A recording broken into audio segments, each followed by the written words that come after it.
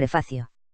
El libro nos cuenta en el prefacio: antes de morir, Simón Bolívar escribiría lo siguiente en una carta a su lugarteniente, el general Juan José Flores: usted sabe que yo he mandado 20 años y de ellos no he sacado más que pocos resultados ciertos. La América es ingobernable para nosotros. El que sirve una revolución hará en el martes. La única cosa que se puede hacer en América es emigrar. Este país caerá infaliblemente en manos de la multitud desenfrenada, para después pasar a tiranuelos casi imperceptibles, de todos colores y razas. Devorados por todos los crímenes y extinguidos por la ferocidad, los europeos no se dignarán conquistarnos. Si fuera posible que una parte del mundo volviera al caos primitivo, este sería el último periodo de la América. Así, el gran libertador de América, cuyo nombre e imagen ha sido probablemente la más desvirtuada de la historia latinoamericana, se despedía de este mundo, frustrado, casi al borde de la depresión y profetizando que América Latina no tenía otro destino que el gobierno de tiranos y criminales. Ha habido, por cierto, periodos mejores en diversos países, pero, en general, ese mal caudillista y refundacional del que Bolívar advirtió en su tiempo sigue penando como un fantasma hasta el día de hoy.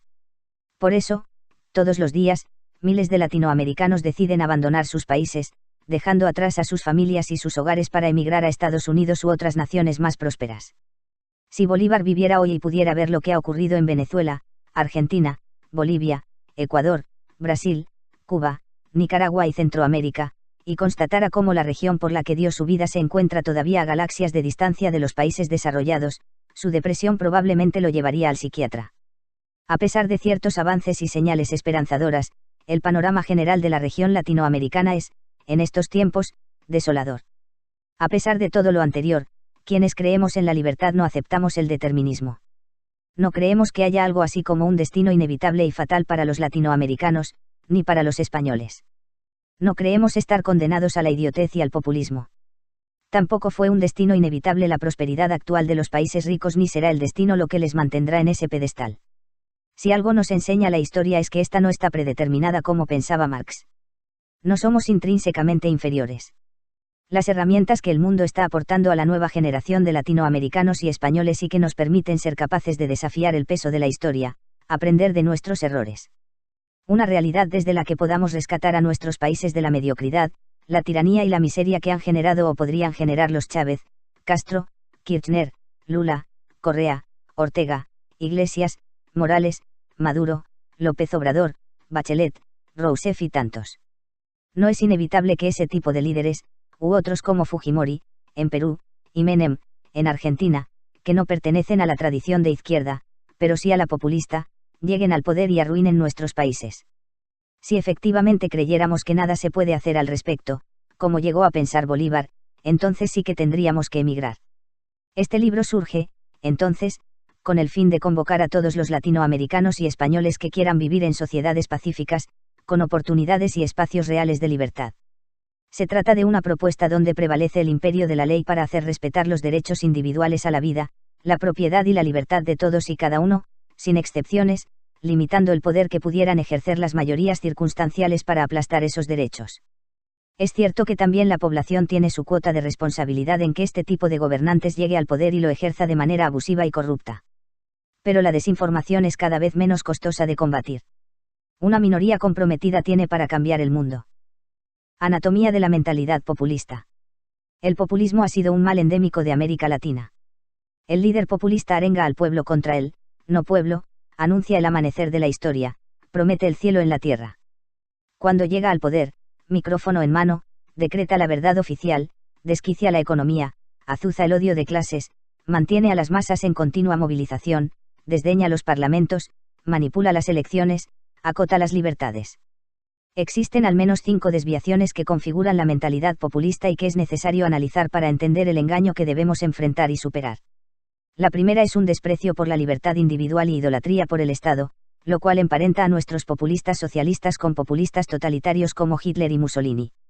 La segunda es el complejo de víctima, según el cual todos nuestros males han sido siempre culpa de otros. La tercera, relacionada con la anterior, es la paranoia antineoliberal, según la cual, el neoliberalismo o cualquier cosa relacionada con el libre mercado es el origen último de nuestra miseria. La cuarta es la pretensión democrática con la que el populismo se viste para intentar darle legitimidad a su proyecto de concentración del poder. La quinta es la obsesión igualitarista, que se utiliza como pretexto para incrementar el poder del Estado. Veamos en qué consiste cada una de estas desviaciones. El odio a la libertad, la idolatría hacia el Estado. Políticamente, el populismo suele encarnarse en un líder carismático. Él dice encarnar al pueblo y, por tanto, quien esté en contra de sus pretensiones estará siempre, por definición, en contra del pueblo y del lado del antipueblo, lo que significa que debe ser marginado o eliminado la figura populista, debido a su idea de hacerse cargo de la vida del pueblo, fomenta el odio en la sociedad dividiéndola entre buenos y malos. Ya lo decía el Che Guevara, un pueblo con odio no puede triunfar sobre un enemigo brutal.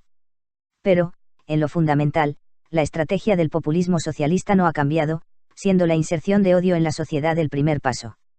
El segundo paso consiste en eliminar la libertad económica anulando lo más posible el derecho de cada individuo a gozar del fruto de su trabajo. Un Estado gigantesco que se mete en todo y lo controla todo, masiva redistribución de riqueza a través de altísimos impuestos y regulaciones. Y sumemos otras, altas tasas de inflación, producto de la monetización del gasto estatal, controles de capitales para evitar que los dólares se vayan del país, discrecionalidad de la autoridad en todo orden de asuntos económicos, lo que implica la desaparición del Estado de Derecho, burocracias gigantescas e ineficientes, deuda estatal creciente, caída de la inversión privada, incremento del desempleo, corrupción galopante, aumento del riesgo país, deterioro del derecho de propiedad y de la seguridad pública, privilegios especiales a grupos de interés asociados al poder político, y creación de empresas estatales totalmente ineficientes. La mentalidad populista es liberticida. Tampoco se ha visto a un populista expandir el espacio de libertad civil y cultural de las personas ni reconocer la individualidad de ellas. Al contrario, las diluye. Lo cierto es que, más allá de la complejidad de la comparación es, ideológicamente, gente como Mussolini, Hitler, Stalin y Mao estuvieron en la misma trayectoria de un Chávez, Perón, Castro, Iglesias, Allende, Maduro, Morales, Correa, López Obrador, Kirchner y Bachelet. Benito Mussolini, en su artículo titulado La doctrina del fascismo, diría lo siguiente antiindividualista: la concepción fascista de la vida destaca la importancia del Estado y acepta el individuo solo en la medida en que sus intereses coinciden con los del Estado. Y Hitler diría: somos socialistas, somos enemigos a muerte del sistema económico capitalista y estamos determinados a destruir ese sistema bajo toda circunstancia. Es casi como si los socialistas del siglo XXI y todos sus seguidores intelectuales y políticos hubieran hecho copy-paste de las ideas de Hitler y Mussolini. ¿Cómo se explica esto? La razón es que el fascismo y el nazismo son doctrinas colectivistas inspiradas en buena medida en el socialismo marxista. Ambas reclaman defender al pueblo de los abusos de las oligarquías nacionales y extranjeras. Lenin, Stalin, Hitler, Chávez, Mao, Mussolini y Castro, por nombrar algunos, son, en esencia, representantes de la misma ideología totalitaria. 5 características genéricas que compartían todos ellos: un autoritarismo nacionalista permanente de partido único, principio de jefatura carismática, ideología etnicista, sistema estatal autoritario y economía corporativista, sindicalista o socialista parcial, y activismo voluntarista. El pueblo es caudillo, y este último se perpetúa en el poder y promueve valores medievales como el coraje militar. Dice Lechín: la diferencia más grande entre nazi, fascismo, comunismo soviético es que unos fueron derrotados en la Segunda Guerra Mundial y el otro no. Ambas doctrinas, como dice el autor, aplican el mismo modelo político, aunque su impacto, discurso y estilo sean distintos. Hitler agregaría: no voy a ocultar que he aprendido mucho del marxismo. Lo que me ha interesado e instruido de los marxistas son sus métodos. Todo el nacionalsocialismo está contenido en él. Las sociedades. No he necesitado más que apropiármelos y desarrollarlos para procurarme el instrumento que necesitábamos. Queda claro entonces que el socialismo del siglo XXI y que nuestros populistas socialistas en general no son más que una proyección de ideologías fascistas socialistas que detestan la libertad. El complejo de víctimas. En pocas palabras, siempre somos víctimas y, por tanto, necesitamos de un salvador que ponga fin a la conspiración conjunta de las oligarquías nacionales y los perversos intereses capitalistas internacionales. Lo interesante es que nada de este complejo de víctima que nos caracteriza es nuevo, en realidad es un engendro europeo y surgió hace ya varios siglos. Para que el lector se haga una idea sobre la popularidad de este mito en Europa, veamos lo que un escritor del calibre del francés Michel de Montaigne sostenía en el siglo XVI sobre cómo era el buen salvaje que supuestamente habitaba América. Según Montaigne, los nativos americanos no tenían conocimiento ni de las letras, ni de la ciencia, ni de los números, ni reconocerían magistrados o superioridad política. El mismo Montaigne es responsable de la propagación de uno de los mitos más destructivos y persistentes de la historia. Nos referimos a la idea de que el mercado es un juego de suma cero donde lo que uno gana se debe a que otro lo pierde. Esta tesis alimenta la idea de que la riqueza de los ricos es la causa de la pobreza de los pobres y que, por tanto, debe destituirse a unos para reparar la injusticia cometida sobre los otros. Se trata, en el fondo, de la misma doctrina marxista. Esta doctrina, como sabemos bien en América Latina, es utilizada por el revolucionario angelical, como lo llamaba el Che Guevara, para justificar su proyecto criminal y dictatorial. Seguidor de Montaigne, el filósofo francés nacido en Ginebra Jean-Jacques Rousseau, un directo precursor de los totalitarismos marxista y nacionalsocialista, llevaría este mito del buen salvaje y la condena a la propiedad privada hasta el delirio. En su famoso discurso sobre el origen de la desigualdad entre los hombres, Rousseau describió a los salvajes americanos con un romanticismo casi adolescente. Según Rousseau, en ese estado de naturaleza e inocencia había una igualdad material casi perfecta, pues vivían en condiciones similares y nadie sometía a otro. Así, América era el paraíso de la igualdad, y los nativos, seres inocentes y viriles. ¿Y cuál es el origen de todo el mal civilizatorio en la visión de Rousseau? Pues nada más y nada menos que la propiedad privada. El punto es que, en esta mitología, el capitalismo, el sistema de propiedad privada, fue el origen de todos los males. La esencia de esa liberación casi divina consistía, para Guevara, como para Rousseau, en terminar con la propiedad privada. Hasta el día de hoy, esta mitología nutre corrientes populistas socialistas y su lógica refundacional, el Che Guevara o el Chávez que quiere, cual Mesías, llevarnos a un paraíso perdido que en realidad jamás existió. Tanto la Inca, como la Maya y la Azteca eran sociedades clasistas y esclavistas. El punto es que nunca existió el buen salvaje, y que, sin embargo, este mito se instaló, ofreciendo así una justificación ideológica perfecta a caudillos populistas de todas las épocas que abogaban por una igual repartición de la riqueza. Ahora, de acuerdo a estas visiones, los latinoamericanos éramos víctimas económicas de los países desarrollados porque estos, al vendernos bienes industriales y tecnológicos de mayor valor que nuestras exportaciones de bienes primarios, nos llevaban a un permanente deterioro de los términos de intercambio.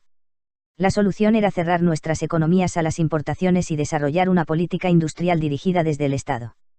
La misma tesis de que los latinoamericanos somos pobres víctimas explotadas fueron las que popularizó el escritor uruguayo Eduardo Galeano en su bestseller Las venas abiertas de América Latina.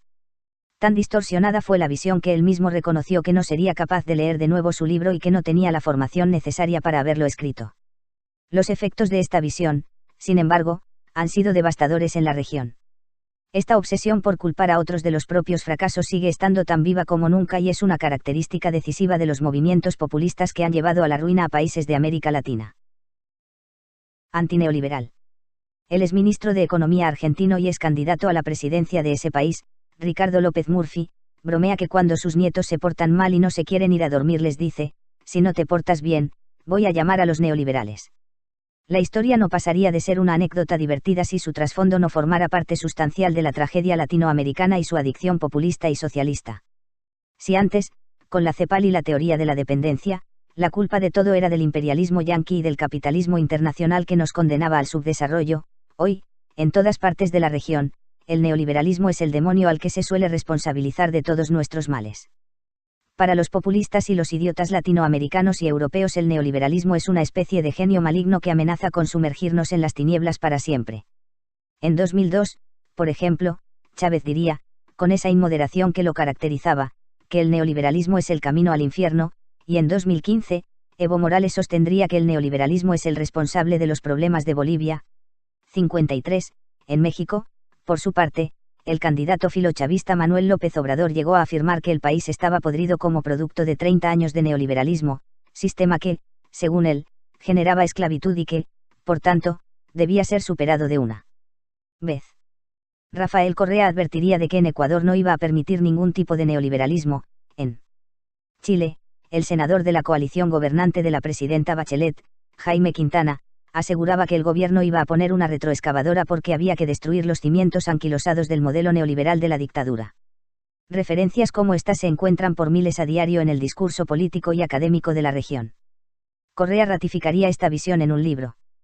El texto, titulado Ecuador, de Banana República a la no república, es interesante porque condensa la esencia del pensamiento populista antiliberal latinoamericano. Según el líder ecuatoriano, el libre comercio, Solo puede darse entre países de similar desarrollo, pues, finalmente, Correa agrega, estas ideas no son en absoluto nuevas, y datan de forma explícita por lo menos desde el siglo XIX bajo el concepto de industria infantile. Con ese argumento proteccionista, Correa muestra, primero, que no ha entendido el funcionamiento del mercado y, segundo, que es un representante de grupos de interés nacionales que buscan enriquecerse explotando al resto. Si fuera verdad lo que dice Correa, entonces, Chile, que se abrió unilateralmente al libre comercio desde la década de 1970 en adelante, y que hoy es uno de los países más abiertos al mundo, no sería el país más próspero de América Latina. El neoliberalismo, entonces, con su preocupación por mantener baja la inflación, dice Correa, ha buscado proteger el capital financiero en América Latina. Este argumento es tan insostenible como el anterior, primero porque es obvio que las personas comunes y corrientes, al ver incrementados los precios de todo lo que consumen, pierden calidad de vida, transfiriendo recursos al gobierno. No hay algo así como una inflación que beneficie al pueblo. Si así fuera, Venezuela y Argentina tendrían una calidad de vida del nivel de la de los países desarrollados. Pero vamos ahora al centro del asunto y expliquemos qué es realmente el neoliberalismo y de dónde viene el término, tan maldecido por nuestros populistas. Hoy en día, en Alemania, el concepto, neoliberalismus, se refiere a la idea de economía social de mercado, que concibiera Ludwig Erhard. Ahora bien, en América Latina el término neoliberalismo se vino a asociar a las reformas económicas realizadas en Chile bajo Pinochet. Le guste o no a muchos académicos, políticos e intelectuales de izquierda, como veremos en el próximo capítulo, Chile se convirtió en un referente para el mundo tras las transformaciones económicas realizadas por los Chicago Boys y profundizadas por los gobiernos democráticos que le siguieron. Veamos ahora cuáles son los países con mucha libertad económica, es decir, que según nuestros populistas han caído presas del malvado neoliberalismo. Bueno, entre ellos están Hong Kong, Singapur, Nueva Zelanda, Suiza, Finlandia, Canadá, Australia, Estados Unidos, Alemania, Dinamarca, Estonia, Irlanda, Suecia y Noruega, entre otros. No es que no haya otros problemas en esos países, especialmente en los que tienen demasiado gasto social, pero, en general, tienen instituciones que garantizan una sólida protección de los derechos de propiedad, bajos niveles de inflación, economías abiertas al mundo, seguridad pública y gobiernos respetuosos con las reglas del juego. La pretensión democrática. Hace ya varias décadas, Carlos Rangel advirtió de que uno de los éxitos más lamentables del marxismo en Latinoamérica había sido erosionar el concepto formal de democracia representativa y los principios de la revolución liberal. Pocos análisis pueden ser más pertinentes para entender la naturaleza de la mentalidad populista que el uso y abuso que ésta hace de la idea de democracia, de las instituciones y de los mecanismos plebiscitarios para concentrar el poder en el Estado y destruir las instituciones republicanas. No hay ningún líder caudillista o totalitario socialista de la región latinoamericana que no haya llevado a cabo su programa de demolición institucional sin ponerle la etiqueta de democrático. Nuevamente, en este aspecto, Venezuela, país convertido hace años en dictadura o en autocracia electoral. Chávez llegó al poder ganando limpiamente las elecciones de 1998. Creó una nueva constitución que también sometió a referéndum y que sirvió de base para liquidar la independencia de los poderes del Estado, especialmente el judicial. He aquí una diferencia esencial del socialismo del siglo XXI con el socialismo clásico, diferencia en la que profundizaremos más adelante. Por su aparente carácter democrático, el nuevo socialismo es mucho más peligroso, especialmente dada la comprensión formalista y vacía de democracia que impera en la región. En América Latina creemos que cualquier cosa que se hace por mayorías gobernantes circunstanciales es sacrosanta y que todo aquel que se oponga es un traidor, un golpista o un antidemocrático. Para esta visión, la democracia no tiene límites y, por tanto, las esferas de decisión que tiene el poder son infinitas. La persecución de opositores se hace bajo el pretexto de que la mayoría democrática apoya al régimen que la realiza. Por el contrario, en la antigua USA la democracia era considerada un medio para proteger los derechos del individuo. Está, entonces, limitada por la obligación de proteger esos derechos. Esto es lo que se conoce como democracia liberal, que fue la que inspiró a los padres fundadores de Estados Unidos. Casi nada de eso se encuentra en nuestra región. La democracia es votar, pero también gobernar con la voluntad del pueblo, dice Morales. ¿Qué pasa si el supuesto pueblo quiere destruir los derechos de minorías, ya sea a la vida, a la libertad o a la propiedad? Pues nada. Lo que Morales está diciendo, en otras palabras, es que, para él, democracia y dictadura son la misma cosa. La libertad consiste entonces en que cada persona pueda disponer de su persona, acciones y posesiones sin ser sometidos a la voluntad arbitraria de otro. Eso es lo que las leyes y las constituciones deben garantizarnos. La tradición liberal inglesa que detestan los nazis y los socialistas, como hemos dicho, proponía todo lo contrario. John Adams, segundo presidente de Estados Unidos y uno de los padres fundadores de ese país, llegaría a decir que la Revolución Francesa no tenía siquiera un solo principio en común con la norteamericana. Ese fue el orden que crearon los norteamericanos y que los convirtió en el país más próspero y libre que hasta entonces había conocido la humanidad. La obsesión igualitarista. La obsesión por la igualdad material. En América Latina, dada la aplastante influencia marxista, el discurso populista derivado de ella ha puesto siempre el énfasis central en la idea de igualdad material. No cabe duda, por supuesto, de que en nuestros países existen élites empresariales y sindicales bastante corruptas que han buscado enriquecerse. Pero hay menos dudas aún de que cada vez que el populista llega al poder para hacer más iguales a todos, lo que hace es concentrar el poder en sus manos incrementando la desigualdad y condenando a la población a mayor miseria material, siendo Cuba el ejemplo más patológico. Baste considerar que Fidel Castro, confirmando la estimación de Forbes, un guardaespaldas de Castro publicó un libro sobre la vida secreta del tirano en el que sostuvo que, contrario a lo que siempre ha dicho, Fidel nunca renunció a las comodidades capitalistas o eligió vivir en la austeridad. Por el contrario, su modo de vida es el de un capitalista sin ningún tipo de límite. Y añadía que el dictador nunca consideró que estaba obligado por su discurso a llevar una vida austera de buen revolucionario. Otro tanto pasaba con Chávez, pasa hoy con su régimen encabezado por Maduro, al igual que con los Kirchner, la manchada Dilma Rousseff o la familia Bachelet, hoy envuelta en grandes escándalos de corrupción. Ellos y tantos otros gobernantes latinoamericanos que se hicieron millonarios mientras pontificaban sobre la igualdad. Obviamente, esto se aplica a izquierdas y derechas. La corrupción de Menem, en Argentina, y Fujimori, en Perú, por ejemplo, pero lo específico del caso de las izquierdas es que, como Fidel, hacen de la igualdad su gran bandera de lucha mientras se llenan los bolsillos. Esto es algo que los latinoamericanos debemos entender de una vez, siempre es una élite la que reemplaza a otra, y, por lo general, la nueva élite es mucho peor que la anterior. Nadie que haga una revolución en la historia ha llegado al poder para después dejarlo. Y ningún revolucionario ha legado a su sociedad una situación mejor que la que destruyó. Con todo lo que se pueda criticar el régimen y el ordenamiento institucional venezolano anterior a Chávez, no cabe duda alguna de que este era preferible al actual. También la Cuba de Batista, a pesar de que merece ser condenada por varias razones, era en varios aspectos preferible a la de los hermanos Castro. En ambos regímenes, así como en el de Salvador Allende, en Chile, el de Velasco Alvarado, en Perú, el de los sandinistas, en Nicaragua, el de la revolución filofascista de Perón, en Argentina, el de Morales, en Bolivia y el de Correa, en Ecuador, entre tantos otros, lo que había y hay detrás no es otra cosa que esa igualdad. Es evidente que, utilizando esa excusa igualitarista, los populistas llevan a que se destape el cáncer de la corrupción. A lo sumo se puede decir que el populismo socialista ha logrado cierta igualdad, pero una igualdad en la miseria.